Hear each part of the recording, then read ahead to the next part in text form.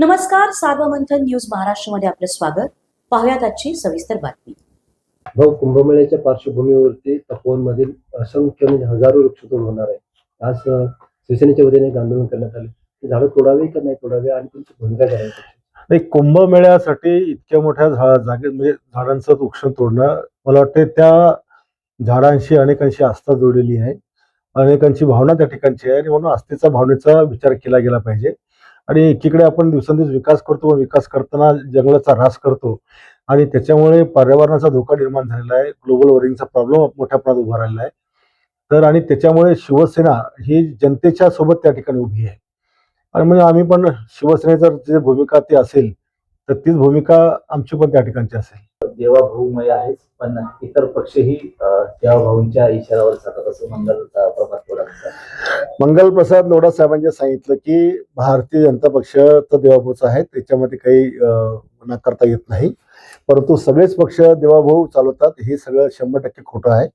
शिवसेना हा पक्ष शिवसेनेच्या ध्येय धोरणावर चालतो. आमचे मुख्य नेते एकनाथ शिंदे साहेब आहे, ते जे पक्षाला दिशा देतात, ते ज्या सगळ्यांना काय आंदोलन करायचे का निदर्शनं करायचे का काय आणखी जनतेकरता काय करायचं हे सगळे आमचे ध्येय धोरण पक्ष ठरवत असतो. त्याच्यामुळे लोढाजीच्या बोलण्यामध्ये आम्हाला काही तथ्य वाटत नाही. ते त्यांनी त्यांच्या प्रेमापोटी केलेलं वक्तव्य असावं. मुंबईत भाजपचा महापौर झाल्यावर आपली कॉलर टाईट होणार आणि शेजारचा मुलगा कितीही सुंदर असला तरी आपल्याच मुलाला कडेवर घेतलं जातं.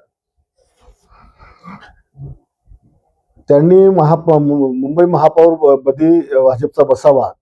शिवसेना भाजप युती म्हणजे आमची शिवसेना त्यांची युती असेल तर निश्चितपणे त्यांच्या जागा जर जास्त आल्या तर महापौर त्यांचाच होऊ शकेल. आमच्या जागा जर जास्त आल्या तर आमचा होईल. तुमचा दावा आहे का त्याच्यावरती? तो भाजपचा दावा आहे? नाही, आता जागा वाटपावर डिपेंड करते. एकनाथ शिंदे साहेब काय भूमिका घेतात आणि मुंबईमध्ये जर जिंकायचं असेल तर महायुती झालीच पाहिजे. जे महाराष्ट्रात महापालिकांमध्ये नगरपालिकांमध्ये खाली झालं, काही ठिकाणी आपसात भाजप शिवसेना लढली आणि त्याचा फटका आम्हालाच त्या ठिकाणी बसला आणि महाविकास आघाडीला फायदा झाला, तर महाविकास आघाडीला फायदा होणार नाही याची काळजी दोन्ही पक्षाचे नेते घेणारच आहेत. पण एवढी युती असताना पण भाजपचे प्रदेशाध्यक्ष रवींद्र चव्हाण म्हणतात की महापौर हा भाजपचाच बसेल, असं स्पष्ट ठासून बोलले सिंधुदुर्ग.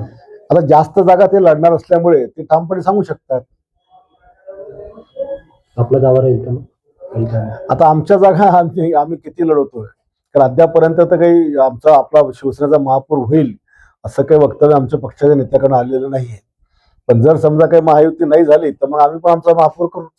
सार्वमंथन न्यूज महाराष्ट्राला लाईक करा, शेअर करा, सबस्क्राईब करा.